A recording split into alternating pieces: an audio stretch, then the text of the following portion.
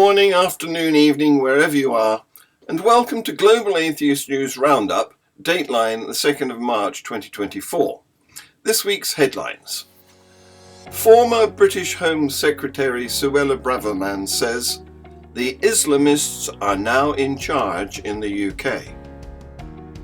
A Tory MP claims that Birmingham and London have no-go areas amid the Islamophobia row. 3 men were charged with planning an attack on an Islamic education centre. Algeria inaugurates Africa's largest mosque after years of political delays and cost overruns. At least 15 are dead in a Catholic church attack in Burkina Faso. Trump says, "With your help and God's grace, the great revival of America begins on November the 5th. The murder-accused mother caned her son as the Bible allows. Beware the peril of religious groupthink on our democratic processes. And a GOP lawmaker pushes anti-abortion propaganda bill which has science lies.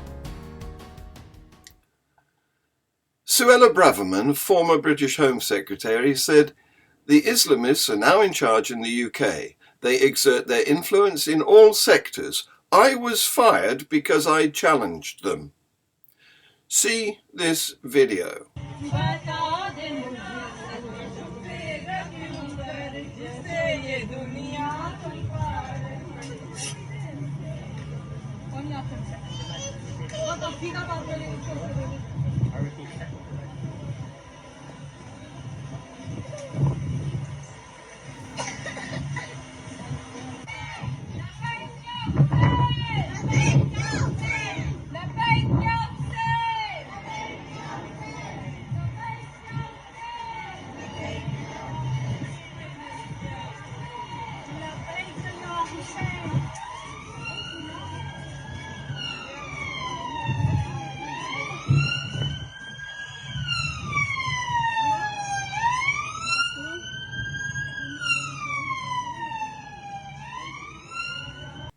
A Tory former government minister has claimed that there are religious no-go areas in Birmingham and East London, sparking a fresh row over Islamophobia. Paul Scully, an MP who ran to be the Conservatives' London mayoral candidate, made the remarks during a discussion about allegations of anti-Muslim sentiments within the party. It comes as Rishi Sunak is under pressure over his handling of comments by Lee Anderson, another Tory MP who was stripped of the whip after claiming that Islamists have got control of Sadiq Khan, the mayor of London. In an interview with BBC London, Mr. Scully, the London minister from 2021 to 2022, made reference to parts of the capital and Birmingham with high Muslim populations. He said, "The point I am trying to make is if you look at parts of Tower Hamlets, for example, where there are no-go areas, parts of Birmingham Spark Hill, where there are no-go areas, mainly because of doctrine, mainly because of people abusing in many ways their religion because it is not the doctrine of Islam to espouse what some of these people are saying.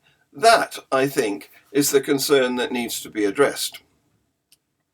Ali Milani, the chairman of the Labour Muslim Network, told BBC London that Mr. Scully was perpetuating an Islamophobic myth and said, "There are no Muslim no-go areas in this country. This is not true. It's Islamophobic." 3 men have been charged with planning a neo-Nazi attack on an Islamic education centre with a gun made using a 3D printer. Brogan Stewart and Marco Pizzetto, both 24, and Christopher Ringrose, 33, appeared in court via a video link. No pleas were indicated, and they were remanded in custody ahead of a hearing at the Old Bailey on the 15th of March. The men were arrested on 20th of February and are jointly charged with preparing an act of terrorism. Their homes were searched during the pre-planned intelligence-led operation, Counter-Terrorism Policing North-East added. It is alleged that Mr. Stewart from Leeds, Mr. Pitzatu from Derby, and Mr. Ringrose from Cannock, Staffordshire, prepared for an attack by acquiring instructions on making a 3D printed firearm. It is alleged they manufactured an FGC-9 semi-automatic firearm and identified potential targets for attack. Prosecutor Mark Luckett told Westminster Magistrates Court that earlier this month the defendants discussed a plan to attack an Islamic education centre in Leeds, as well as human targets they described as victims. They were allegedly active in a group on the Telegram chat application that was used to provide advice on military training and weaponry with the aim of preparing terrorist acts. The court heard that during searches of the defendants' homes last week, detectives recovered a 3D printer, a 3D printed FGC-9 semi-automatic firearm, various decommissioned firearms, knives, and Nazi memorabilia. It is understood that Mr. Stewart is a former military cadet. Algeria inaugurated a gigantic mosque on its Mediterranean coastline on Sunday after years of political upheaval transformed the project from a symbol of state-sponsored strength and religiosity to one of delays and cost overruns. Built by a Chinese construction firm throughout the 2010s, the Great Mosque of Algiers features the world's tallest minaret, measuring at 869 feet, 265 meters. The third largest mosque in the world and the largest outside Islam's holiest cities, its prayer room accommodates 120,000 people. Its modernist design contains Arab and North African flourishes to honour Algerian tradition and culture, as well as a helicopter landing pad and a library that can house up to 1 million books. The inauguration would guide Muslims toward goodness and moderation, said Ali Mohammed Salabi, the General Secretary of the World Union of Muslim Ulemas. Propagating a modern brand of Islam has been a key priority in Algeria since government forces subdued an Islamist-led rebellion throughout the 1990s, when a bloody civil war swept the country.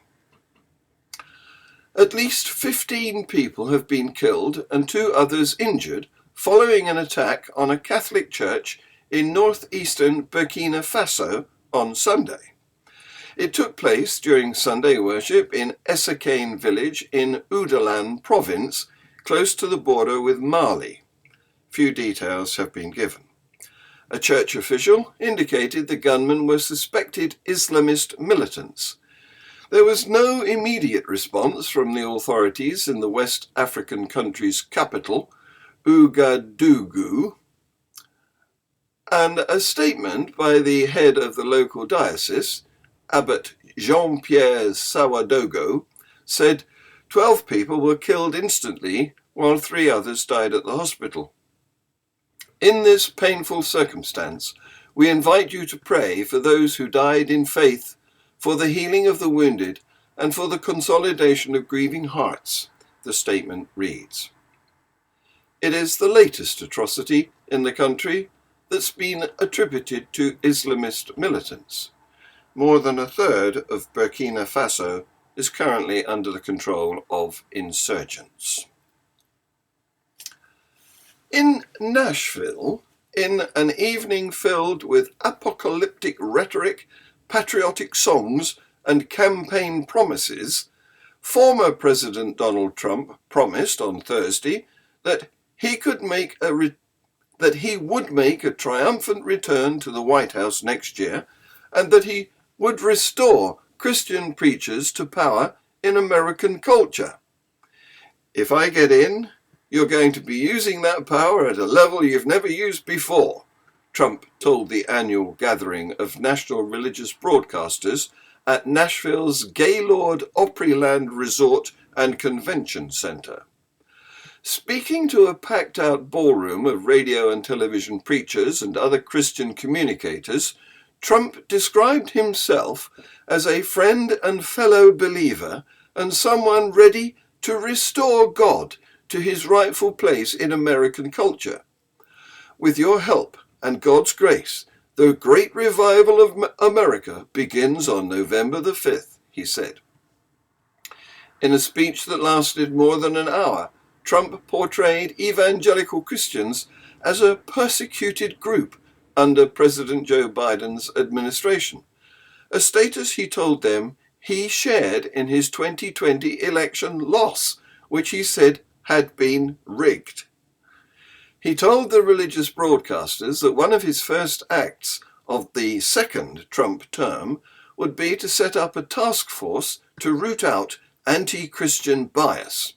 He said he would also come to the aid of political prisoners, referring to those imprisoned for their actions at the US Capitol on January the 6th, 2021. Some of those convicts were heard in a recorded rendition of the Star-Spangled Banner by the so-called J6 prison choir as Trump was being introduced. A woman accused of murdering her 3-year-old son admitted she hit him with a bamboo cane to chastise him as the Bible allowed, a court has heard. Christina Robinson, 30, of Brackencourt, Ushaw Moor, has denied murdering Dwelania Robinson in November 2022. On the first day of her trial, Newcastle Crown Court heard that her son suffered months of beatings and burns before he died in hospital on the 5th of November 2022. Ms. Robinson has also denied child cruelty. The jury heard how Ms. Robinson called an ambulance to her home on the day of her son's death, saying he was not breathing. Prosecutor Richard Wright, KC, said she told the emergency operator her son had suddenly become limp and collapsed after eating a cheese bap. He said paramedics noticed Dwelania's legs were covered in bandages when they examined him. His mother explained the bandages by claiming her son had burned himself messing about in the shower weeks earlier. He died in hospital later that afternoon. Leaders in the Muslim Vote UK campaign have actually instructed Muslims not to vote for MPs who did not support an immediate ceasefire in Gaza November last year. Labour's candidate Azhar Ali in this week's Rochdale by-election was forced to resign from Labour's list after regurgitating abhorrent conspiracy theories about Israel's government deliberately allowing 1,139 of its citizens to be massacred on the 7th of October in order to give it the green light for military action in Gaza. We are less than 3 months into 2024, yet the year has already seen anti-Semitism hit heights not experienced since records began. Pro-Palestine marches result in arrest after arrest for support of terrorist organisations, and Jewish people are considering leaving the UK altogether. In the meantime, members of Parliament are resigning at an alarming rate, driven out by threats from extremists or by flirting with extremism themselves through peddling anti-Semitic conspiracies.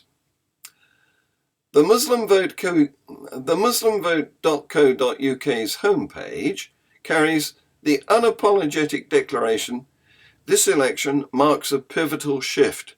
Muslim concerns taking centre stage. With 4 million of us acting in unison, we wield significant influence.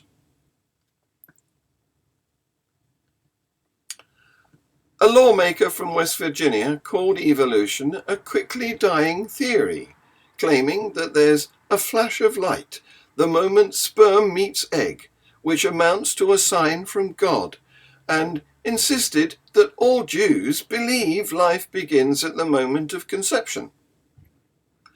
Those lies were all told by the Republican state senator Mike Azinga during a floor debate on a controversial bill that would force public school students to watch right-wing propaganda regarding child development.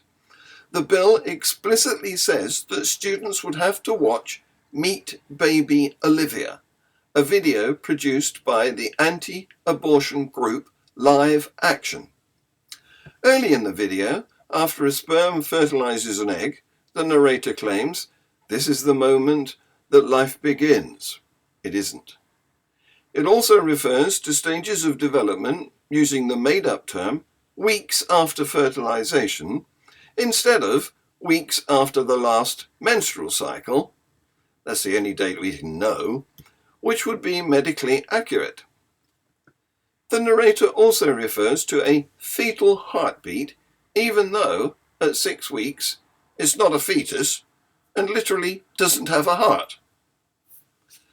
The American College of Obstetricians and Gynecologists, a professional organization with over 60,000 members, said in an email that the video is anti-abortion misinformation designed to manipulate the emotions of viewers. See this video. All of a sudden we have a lot of senators who are all upset and worried about accuracies in science class. I think it was the senator from Taylor who mentioned that, hey, look, evolution's been taught in science class for how long now? And that's a quickly dying theory that many understand to be an absurdity in and of itself, just because it can't pass the first test of first cause. So this is a great bill. It shows conception, and Google it. At the very nanosecond of conception, there's a flash of light. When conception occurs in human beings, I believe it's across the whole animal kingdom, at the second of conception, there's a flash of light.